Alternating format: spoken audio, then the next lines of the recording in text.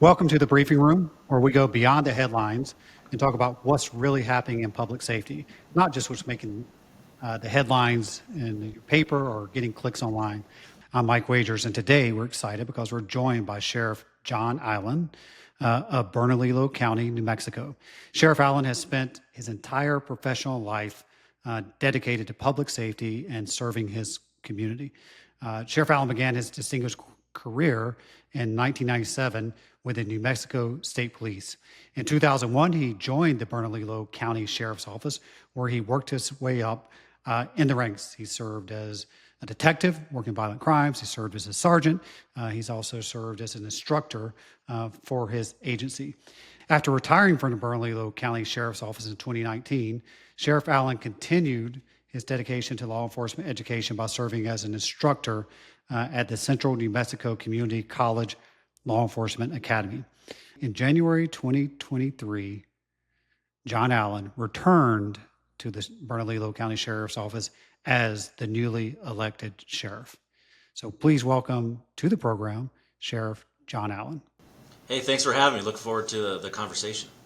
You know how this works. We'll go over three stories that have appeared in the weekly briefing. And for those who are viewing and are not subscribers to the weekly briefing, we'll drop this in the show notes, but also you can go to policebriefing.com and you can subscribe and get these stories and more in your inbox every Monday. So we'll go through three stories, Sheriff. I'll just get your perspective, your reaction to those stories, and then at the end of the interview, at the end of those stories, you and I will just have a conversation about what's happening in Bernalillo County. Why don't we get started? We'll go story number one, headline from the Wall Street Journal: the rapid rise of killings by police in rural America. New data show that fatal shootings between the police and the public in the U.S. reached their highest level in a decade last year, with a surprising share now coming from rural sheriff's departments. Sheriff's offices, which make up about a quarter of all law enforcement agencies in the U.S., were involved in roughly a third of fatal officer-involved killings or shootings in 2024. And those fatal officer-involved shootings by sheriffs have risen 43% since 2013, compared to just a 3% rise among city police departments. Now, experts, according to the article, point to several factors. Deputies in rural areas often patrol alone, covering large geographic distances, and they encounter more situations involving mental health crises or violent crime, but with less access to backup, obviously, and specialized training. Many sheriff's departments operate with fewer resources than their urban counterparts, according to the article, and may lag behind on things like de-escalation training or crisis response training and units. At the same time, they face growing pressures from issues like drug abuse, economic decline, according to the article, and rising violence that have historically plagued more urban areas. Some of the recent high-profile cases, such as the shooting, as the article pointed out, of a teenager in New Mexico, not involving Sheriff John Allen's agency, have brought new scrutiny to rural policing, sparking local debate, protests, and even criminal charges in this case. So, Sheriff, curious with this article, one, were you surprised by the data? And then two, just your perspective on what's happening. You know, not surprised by the data. We know that a lot of agencies, and I can speak for the nation, but specifically here in New Mexico, rural sheriff's offices don't have the access to training like my agency does. We do unincorporated areas and the metro areas, so we're pretty unique. And specifically, as we handle 670,000 people that are here in Bernalillo County, we're also a regional training academy, so my deputies have access to training whenever they want. What we've done here, we're trying to reach out to other sheriff's offices. They have to go to Santa Fe for training, or other agencies, or even travel, and their budgets don't allow them to do that consistently for the amount of manpower that they have. So we're reaching out to them to allow them to use our VR, the technology we have. Mm-hmm. We want to be a resource, and I know that you stated in that journal, and I've seen a couple other articles in reference to some gubernatorial candidates here in New Mexico in reference to riding two-man, meaning two people in a vehicle. That's not really practical. The amount of square mileage that sheriff's offices cover, and everyone's dealing with a staffing crisis. We're actually doing pretty well for our agency, but the rural sheriffs in the rural counties that I know, it's more difficult to recruit, and they don't have as many nor the budget to expand their agency. So it's going to come down to what we saw back in 2020, reference training, reference to manpower, and now the technology. And you spoke about de-escalation training. De-escalation, what a lot of people don't understand, it's just not about verbiage. It's about the technology and the equipment you're giving to your personnel. Sure. And, I have not looked into the data any further other than just reading the article. But I suspect if we really cut the numbers, we're really talking about, and the article alludes to this, smaller town rural policing versus, suburban areas, urban areas, et cetera. Is not just sheriff's departments, which they do cover large swaths of a county, but I imagine we'd probably see similar numbers if we looked at small town police departments who encounter some of the same problems that smaller rural sheriff's departments do as well. You do. I mean, whenever it comes down to training and de-escalation, Yeah. and if you have enough manpower and you have the technology, we're seeing a violent tick that goes up around the nation, and that's both in rural and populated areas such as metro areas. We're also seeing the drug addiction and the behavioral health. We're not matching, and we're behind the power curve in law enforcement as far as training and resources, and we're behind the power curve also. The amount of violence that we're seeing from people changing, you're asking a rural sheriff's deputy to de-escalate a situation, yes, when they are by themselves, but if this person is within the 25 to 30 foot rule, which we call the tooler drill, and they have a knife in their hand and you're trying to de-escalate, you need to know the resources are not available, but at the same time, I teach it all the time, do they have the intent, the ability, and the means and the opportunity to complete the attack? And when you're by yourself, I started my career with the New Mexico State Police where I was by myself in many rural areas with backup 25 to 30 minutes away. So not only do you have the fight or flight syndrome, but in reference to your training, do you have the tactics and the continued training, and are you in shape to deal with a lethal encounter? And everybody around the nation says, oh, you know what, if they de-escalate, he's going to drop the knife. Well, what if they start running towards you? And if someone's athletic or they have the intent, which they do, and you give them the ability and they have the means, and that deputy gives them the opportunity, they're going to complete that attack 97% of the time. So what do you do from there? Sounds like one strategy, as you mentioned, that you're doing in Bernalillo County, and I assume maybe some of your other major county sheriffs are doing across the country, is offering resources to help smaller and rural sheriff's departments, when it comes to training and technology. And I've heard some state police agencies also doing the same to help try to fill that gap where they can't afford to do those things on their own. Let's hit story number 2. Headline from USA Today: more than 600 local police agencies are partnering with ICE. And the headline is also, see if yours is one of them, which within the article, anybody can click on it, see if their agency is one of those 600. Immigration enforcement in the U.S. is increasingly shaped by partnerships with federal authorities and local law enforcement.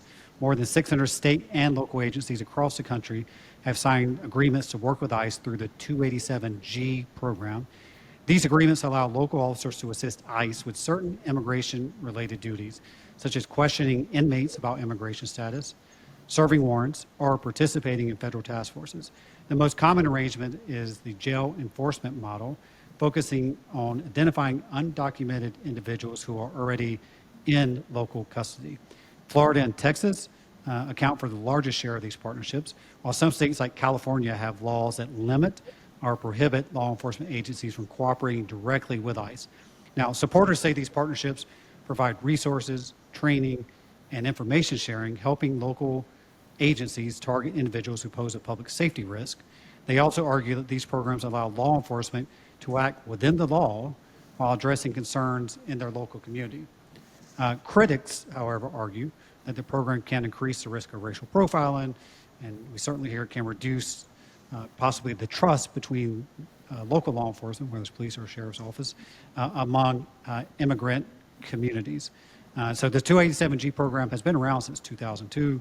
It's expanded under certain administrations and has faced pushback and reform efforts under other administrations.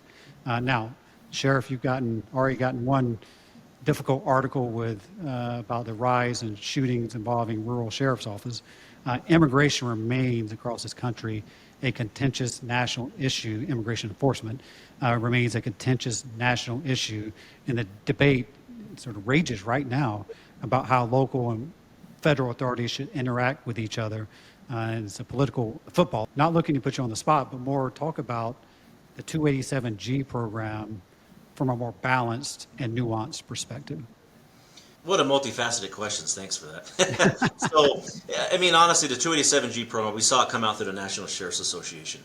And I will tell you, we do not enforce administrative warrants at all. And I'll give And you an administrative warrant would be, administrative warrant just coming from through even an ICE agent, and not, it's different from a criminal warrant coming from a judge. So when you bifurcate that between criminal and administrative, you can look at it as criminal and civil. And everyone's going to argue about due process and civil liability and things of that nature. We have laws. We're an immigrant-friendly city, or whatever you want to call it. We don't ask immigration status, and I can explain that here in a minute why we don't do so. If you look at Maricopa County, it's close to where, in Arizona, and also San Juan County, and I just got off the phone with our county attorney before doing this interview. There's so much civil liability involved and probable cause that could become an issue that it's not worth it for me as the sheriff to go through New Mexico counties and face all those lawsuits by trying to support why we are enforcing an administrative warrant. A criminal warrant is a different story. That's Right. coming from specifically a judge saying this person has a criminal warrant for that. The question is, do I cooperate with ICE? And people take this the wrong way. No, I do not cooperate with ICE. I don't work with them. They have their own job, and we are not behind them enforcing the 287G warrant. I would not do that as the sheriff here in Bernalillo County, and there's many reasons why, and everybody tries to make it political. It's more of a common sense issue. And the common sense issue for me, just as I didn't bring the National Guard into our city, is a civil liability issue for me. One. Two, I do not want to put a deputy at civil liability himself. We do not have certain laws that protect our deputies and their sole possessions here in the state of New Mexico. I'm not going to put them at risk to put themselves in front of that liability. Three is when we don't ask immigration status and what we're dealing with here, and we talked about trust in the community. I had trust in the community, and I lost that overnight when this started happening. We now have people not showing up to court, whether they're undocumented or not. We have people that are under-reporting crime. So people here that say crime is down, I know that's not a fact because it's not being reported correctly. And then now I have a bunch of domestic violence victims. I have sexual assault victims, people who are not cooperating with law enforcement or not willing to go to court in fear of ICE hanging around the jails and the courts here to take them away from their families. And not an article, something just came down from our county commission on not having ICE agents masked here while serving federal warrants. I don't have control over that. So this is where I talk about politics and common sense. Yep. Yes, I can say that for politics and make myself look great, but let me be honest with people. I can't control and enforce what ICE does. That's a federal entity as opposed to a county and the chief law enforcement. Here in the county of Bernalillo, I want to make sure that we are consistent with our immigrant-friendly policies, one, and two, that I have the trust of our immigrant communities and go to their neighborhood association meetings. I had a meeting with them 2 weeks ago to explain to them how we identify ourselves as law enforcement, what they can and can't do. But as soon as they see a marked unit and as soon as we have an ICE agent with us per se, we've lost that trust and I will not get anywhere. And we haven't really had a lot of issues with ICE here. There was an incident out here at Walmart, one getting tased, if everybody saw that. That wasn't our agency at all. That was HSI and the federal government. We haven't had a huge problem with that other than our immigrant communities being affected by what's going on with ICE around what we see in our nation. and just as a reminder, I mean, most folks who are watching this are, very attuned to law enforcement. Majority of law enforcement leaders out there, but there are others that aren't. Like sheriffs, obviously, like Sheriff John Allen, is an elected official, so he answers directly to his constituents in that county, which is much different than a police chief who's appointed by a mayor or some other entity. But a sheriff like John Allen answers to his community directly. Just curious, I mean, you obviously are involved in the National Sheriff's Association, the Major County Sheriffs of America. These are law enforcement associations where you get together with your peers. I mean, it does seem just from reading the headlines, not just this article, but across the country, to be really contentious. I mean, do you find that it is contentious among your colleagues, or is it sort of breaking down the way you're saying it? Like, this is a very practical matter. Like, if there's a criminal warrant coming from a judge, no brainer. Like we're going to do that. If it's and everyone's concerned about serving the community, making sure victims have their day in court and seek justice, and if they're afraid, they're not going to everything that you just mentioned. So I'm just curious, like, do the headlines match the reality of the conversations that you're having with some of your colleagues? I would say 60-40 and moving up to 70-30 on, a smaller rural town area sheriff is quite different for me and the constituents I speak for in reference to metro area and unincorporated area. When we went to Major County Sheriffs of America here in February, even, if you want to make it political in the aisle, I'm on the Democratic side and there's other people on the Republican side. What's a blessing for me, I don't have a jail, so I don't have to worry about having to allow ICE into it, having to worry about things of that nature like other sheriffs do, so I can't speak for them. That is a luxury to me that I greatly accept, believe me. I never want to be in charge of a jail. But you will see a divide to a point saying, hey, we want to go along with the president's orders and get criminals out of here. Well, I understand that if they have a criminal warrant, but I don't understand it when they have an administrative warrant. And then if you want to make it where it's not complete common sense and you're going based off of emotion and politics and you're splitting aisles, when you look at California and you see ICE agents chasing people through strawberry fields, and then you see the President of the United States, either pandering or going back and forth on, hey, we're not going to enforce that because, man, those folks work in our hotels and our farms. And I'm going to take it a step higher, and a lot of people, they can agree with me or not. I think I saw something come out saying, hey, all those people that are undocumented working at a strawberry field or working at a hotel, let's go ahead and leave it up to the owners to see what they want to do with them. I'm going to be upfront with you as a black sheriff. That reminds me of slavery. I don't think that's the right verbiage that we need. I don't think that's the right rhetoric we need, and that causes further divide. Where's the common sense on going after criminals? And we discussed that in February in D.C., and it was bothersome to me and a lot of other sheriffs for Major County Sheriffs of America. Mr. Holman has a job to do, Tom Holman, but when he says, hey, since you're not allowing us into your jails, and then we go and have to go into your community to look for these criminals, I'm sorry, but if other families there that's undocumented, they're collateral damage. Well, we all had a lot of issues with that because when did human beings become collateral damage? And that's where you start seeing the divide, and that's where you start seeing policy being separated from common sense and decisions being based off of emotion. That's something we don't do here in Bernalillo County. Very good. Now, you had two very political, contentious articles, the first two, and I didn't mean for that to happen. Part of the The job. third one is not, but it is a very serious article. So, story number 3, the headline from The Guardian: Florida records more than 700,000 people as victims of human trafficking in 2024. Now, I picked this article for both the subject matter, the topic, human trafficking, and this is the data that comes along with it. And whilst this is out of Florida, I think it raises a very important issue. So from the article from The Guardian, a new report from the University of South Florida estimates that more than 700,000 people were victims of human trafficking in the state last year, including about 100,000 children targeted for sex trafficking. The majority of victims were exploited for labor, with many believed to be undocumented immigrants.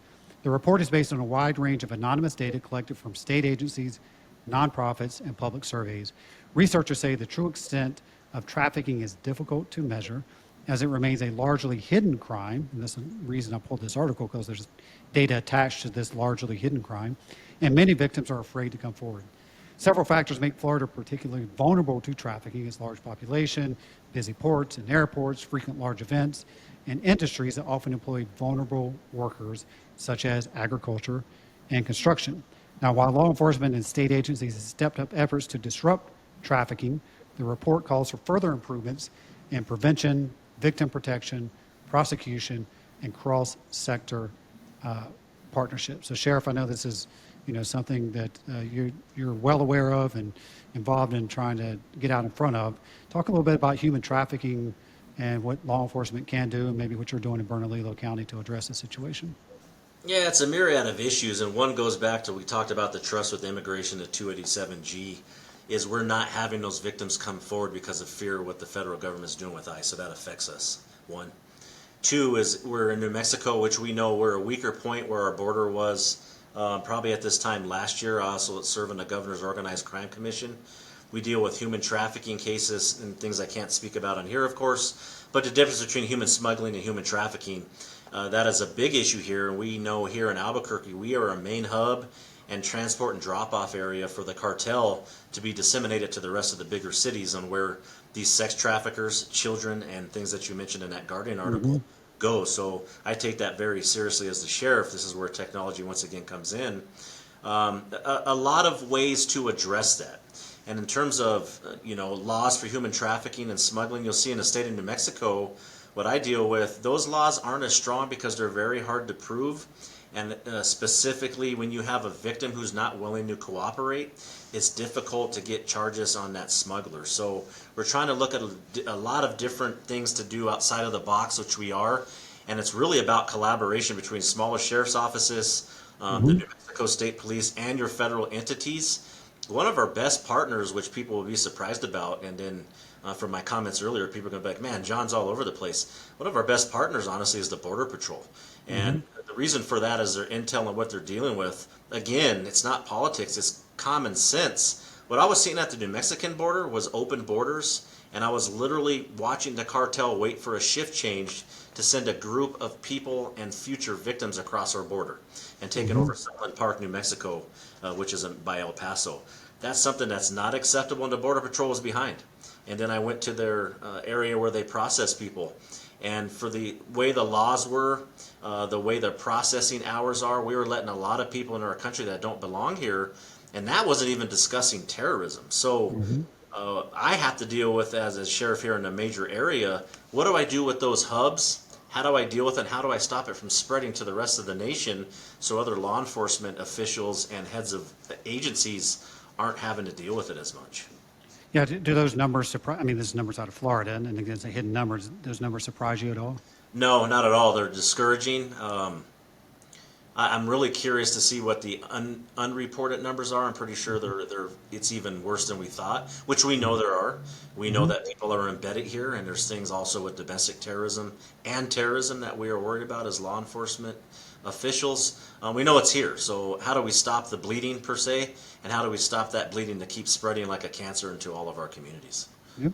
All right, if I had to summarize the key takeaways from the 3 articles today, I'd say rural policing faces unique challenges and pressures, as the sheriff and I talked about. Sheriff departments in rural areas where we've seen fatal officer-involved shootings rise pretty substantially, percentage-wise, compared to urban departments.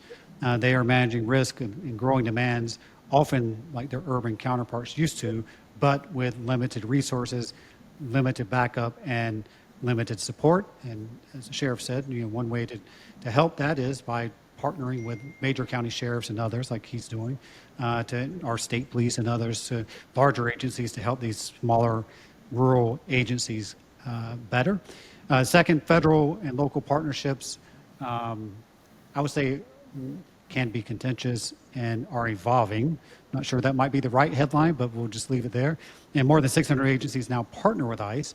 And let me just pause there. I mean, I didn't ask you this question, but similar, like, did that number surprise you that the 600 are into the 287G program, or have entered into the 287G program? No, not at all. And you figure you put the percentage, whether it's politics, whatever side of the aisle you stand on, what your beliefs are. As a sheriff, as elected official, I speak for constituents, so I need to speak for everybody. And even doing my campaign, it with the logo is Allen for All. And I have to speak for everybody, no matter what their opinion is. What's the majority of the opinion? And we know the reason that it's contentious when it comes to immigration is a lot of people agree with common sense immigration and who is in our country and who is actually verified and who they are. That's very important to our national security as we look at it as a whole. Administrative warrants, I would disagree with some of them. I don't know what they face in a different state, but I know specifically here in the state of New Mexico, there's been numerous lawsuits in some counties that are still reeling and dealing with those lawsuits from 2020, and to where our insurance companies from New Mexico counties told them to stop, and attorneys told them do not enforce administrative warrants. You're going to be facing this problem later. Major County Sheriffs of America in February, the sheriffs who did that and allowed ICE into their jails, they confirmed that. And they're facing a bunch of lawsuits, and some that I won't name didn't trust the federal government backing them up as far as lawsuits and liability and helping them with what they were dealing with. So the trust issue really isn't there. There's a myriad of issues there and why we do and why we don't. That number doesn't surprise me. I could see it actually going up. I think a lot of people are also, I'll be honest with you, have an open conversation. I've seen a lot of elected officials pander. They don't stand their ground on what their beliefs are and speak for their constituents. That is not me. You will never see me do that. But explain to the federal government if you're doing it, and if you're not, why you're not doing it, and the issues that you face even at a state level and a local level as it pertains to law. The third takeaway, I would say human trafficking is a hidden and widespread crisis, as the sheriff and I talked about. New data, as we just discussed from Florida, underscores the scale and the urgency of trafficking, especially among vulnerable populations. And as the article did point out, we didn't talk about as much, but certainly law enforcement alone can't solve this. It requires a lot of coordination, some new innovation, and a whole of community response, as the article pointed out. And I'd say there's actually a fourth takeaway that I just added as we're having the conversation. Now, you could take this free of charge. I don't know if you're running again, but I think your campaign slogan, and we learned today that Sheriff John Allen is the common sense sheriff. So feel free to use that in your next campaign if you want to, but that is certainly something I learned today. Sheriff, with the time we have left, would love to, just a couple of questions. One, what are you most proud of? Let's talk a little bit about your agency in Bernalillo County, which is Albuquerque and the surrounding area. What's something you're most proud of that that your agency or you've accomplished over the past several years? Man, so much to be proud and grateful and blessed for. I will tell you, when we took over this agency, the technology we've implemented through you guys, through Axon, through Skydio, all of our partners, Peregrine, everybody, we brought our agency from, 2004, and our goal was to get them up to 2020. And we are now one of the leading agencies when it comes to the technology, and we'll be doing an announcement here next week through some other initiatives we're doing. The buy-in from the community and the communication and transparency we have, the community's with us. Of course, there's going to be the big brother when it comes to drones, when it comes to anything with artificial intelligence. When there's a change or a paradigm shift, just not in law enforcement, but anywhere in the business world, you'll see that it takes buy-in and communication, and you need to have those hard conversations at the table. But what I'm most proud of is the relationships that we have with our vendors that have these conversations and what we might be up against. And also my colleagues from around the nation, what they're facing, whether it's with the ACLU, a community group, the community, any issue or problems that they're facing, coming back to dealing with those strategies. So technology is what I'm most happy about. But it goes and it spreads so much more. The technology that we brought has really helped our recruiting efforts. Wow. All the law enforcement agencies, and you'll hear, they'll call me an old head. I've been doing this going on 28 years here this December. Man, all kids are lazy. They don't like to work overtime. Well, if they're in a world now of, you look at the cell phone and what it can do compared to the StarTAC you and I owned back in 1998. I did indeed own a StarTAC. And I love that thing. That antenna was awesome. I still agree with that antenna. But I will tell you, when you recruit that way and tell them what you're bringing and they have an opportunity to utilize this technology, you will find the numbers increasing. I just interviewed 8 people from my agency earlier, and they all came fresh out of college, no life experience, have never been hit in the face. We told them we're going to train them to be ready for that, but everything that we're bringing, not only to make their job easier, I think what we're seeing is it's also a retention tool. If you leave my agency, not saying I'm the best out there, but I'm one of the best, I'll always fight for my agency. If they go from an agency, everything we're bringing with our technology, and go to an agency who doesn't have what we have, you put yourself behind, and now you're actually doing more work. So for an example, even the AI package that we're bringing through Axon, Draft One, our drones, you have an opportunity to do so, and you have a career path now in technology, and you have a sheriff and his command staff that is totally open to being open to new ideas being implemented from the technological world. And for those who've watched last week's episode with Chief Kevin Davis from Fairfax County, Virginia, you notice a common theme. Like in today's world of public safety and policing, and like technology is always at the top of the list in terms of helping agencies do their jobs better and keep their communities safe. Absolutely. What challenges, maybe a top challenge that you're facing that your agency is still working through? The biggest one, it might be a surprise to some, and not probably deputies not working overtime like I did. I don't. It's just so different. Everybody says the old heads like other people, some of my colleagues, we pay them too much. Well, a lot of retention really isn't even about the pay. Pay is important, don't get me wrong. We tell the young people, hey, invest. You don't need to buy 3 or 4 boats and 5 cars, invest. Retirement comes quick. But at the same time, if you're utilizing the technology correctly, and then you show them everything that you have, and that you tell them that you can actually invest more in a house or something down the road, that's the biggest challenge that we're facing. And then when you look and dig into the weeds, some of it, a good percentage, I would say, when I ask right now, I think we're about 30 to 40%. It's the amount of paperwork that people aren't used to. How do you cut down on all the administrative tasks? And that's what we're really trying. And deputies now, they are on YouTube. They are on any channel, a podcast. They're like, hey, what agency is bringing technology to make my job fun?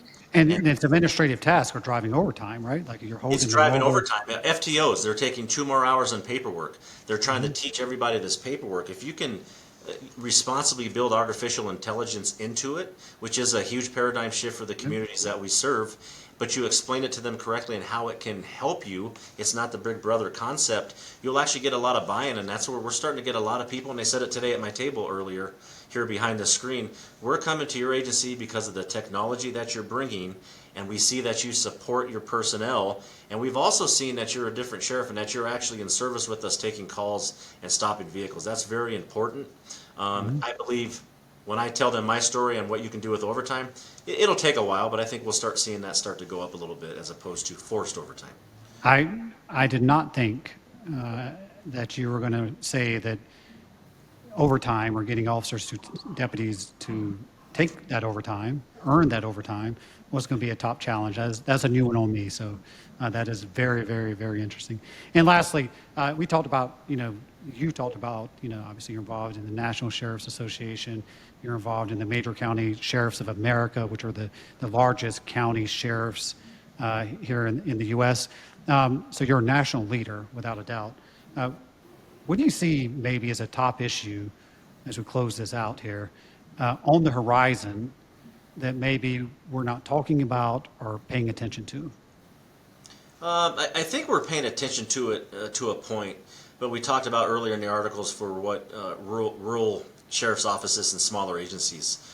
For instance, fighting on a national level, and I fight for everybody here in New Mexico, for smaller agencies to get grants to afford the technology that we have. That's very important. If you can get a agency that has 10 deputies and they can get a grant with federal money or earmark money for 2 drones, that is a huge difference for them.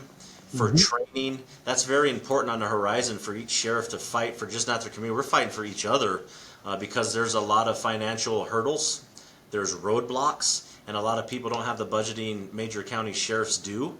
I can tell you, Valencia County, just north of me or south of me, I'll always give assistance when they need a drone or a special weapons and tactics team, but helping them on a national level through legislation, working through our lobbyists locally and nationally to get that on the horizon so lawmakers in D.C. understand the challenges that smaller agencies with less of a budget, that what they don't have, to assist them so they can move forward and have a success. Well, Sheriff John Allen, the Common Sense Sheriff, I want to thank you for taking time out of your busy schedule and coming in and having a conversation with us in the briefing room. Thank you, Sheriff. No, thanks for having me. Great to be here. To our listeners and viewers, if you found today's episode useful, please share it with a colleague. And don't forget to subscribe to the weekly briefing, which you can do by going to policebriefing.com. And you can subscribe there, where you'll get the weekly briefing emailed to you every Monday. Also on policebriefing.com, you'll see all episodes of the briefing room. And you will also see the daily briefing, which we keep updated with all the latest news concerning police, law enforcement, and public safety. So thank you for joining us today, and hopefully we'll see you back here next week.